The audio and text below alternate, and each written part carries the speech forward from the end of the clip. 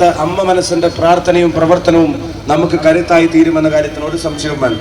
കഴിഞ്ഞ ദിവസം ഒരു വാർത്ത നമ്മൾ വിഷമത്തോടെയാണ് കേട്ടത്. ബോംബ് പൊട്ടി ഒരു ചെറുപ്പക്കാരൻ മരിച്ചിരിക്കുന്നു. നിങ്ങൾ ആലോചിച്ച് നോക്കുക, ഈ തെരഞ്ഞെടുപ്പ് സമാധാനത്തോടെ നടക്കണമെന്ന് നമ്മൾ ആഗ്രഹിക്കുമ്പോൾ വേറെ ഏതൊക്കെയോ കോണിലിരുന്ന് ചില ആളുകൾ ഇപ്പോഴും ബോംബിന്റെ നിർമ്മാണത്തിലാണ്. ബോംബ് എങ്ങനെയാണ് ഒരു തെരഞ്ഞെടുപ്പ് സാമഗ്രിയാവുന്നത്?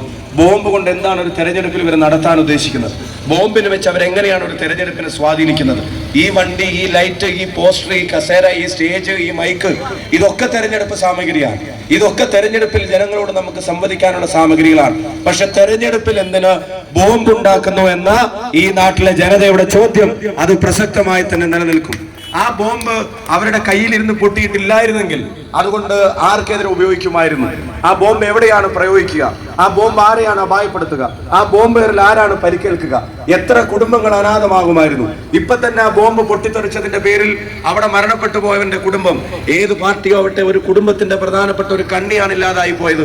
10-30 വയസ്സുള്ള ചെറുപ്പക്കാര് പാർട്ടിയോടുള്ള ഇഷ്ടം കൊണ്ടാണെങ്കിലും അത് ഇതിനു വേണ്ടി അല്ലല്ലോ ഉപയോഗിക്കേണ്ടത്.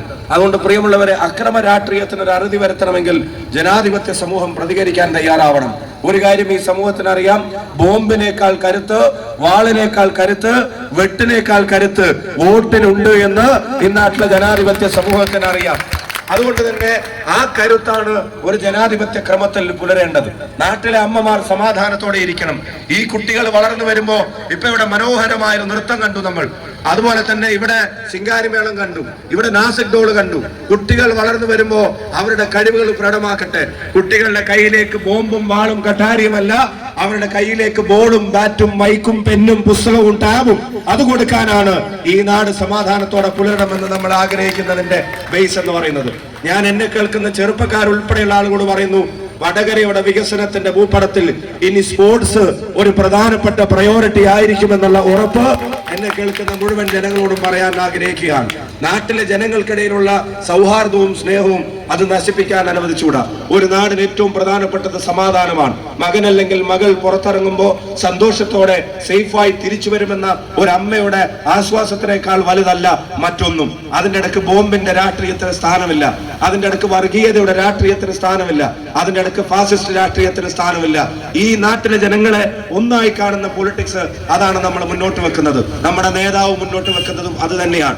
4000 കിലോമീറ്റർ കാൽനടയായി ഇന്ത്യ മുഴുവൻ സഞ്ചരിച്ചിട്ട് വർഗീയതയുടെ ഒരു വാക്ക്, വിദ്വേഷത്തിന്റെ ഒരു അംശം, വെറുപ്പിന്റെ ഒരു തരി പോലും സ്വന്തം പ്രസംഗത്തിലോ വാക്കിലോ പ്രവൃത്തിയിലോ ഇല്ലാതെ ആ 4000 കിലോമീറ്റർ പിന്നിടാൻ ഒരു നേതാവിനെ കഴിയുള്ളൂ.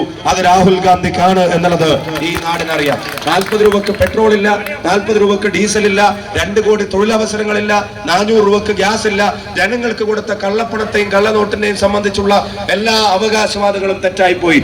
ഇവിടെ ശമ്പളമില്ല, ഇവിടെ പെൻഷൻ ഇല്ല, ഇവിടെ KSEBയുടെയും വാട്ടർ അതോറിറ്റിയുടെയും bill, house permit, building permit, എല്ലാ നികുതികളും വർദ്ധിപ്പിച്ച ജനങ്ങളുടെ ജീവിതം ദുസ്സഹമാവുമ്പോ ആ ജീവിതം തിരികെ പിടിക്കാൻ ജനങ്ങൾ അവരുടെ ശക്തി ഉപയോഗിക്കുന്ന ഒരു തെരഞ്ഞെടുപ്പായിട്ട് ഇത് മാറട്ടെ.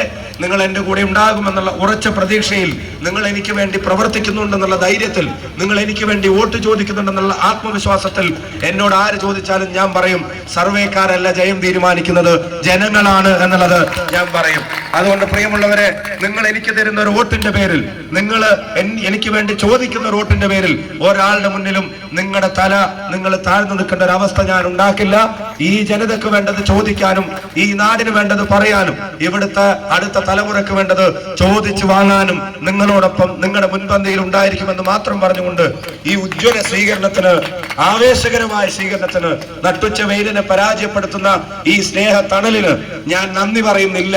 എനിക്ക് നന്ദി ഇല്ലാത്തത് കൊണ്ടല്ല അമ്മ, എന്റെ നന്ദി ഞാൻ പ്രവൃത്തിയിൽ കാണിക്കും എന്ന് എല്ലാവരെയും അറിയിച്ചുകൊണ്ട് സ്നേഹാഭിവാദ്യങ്ങൾ നേർന്നുകൊണ്ട് നിർത്തുന്നു.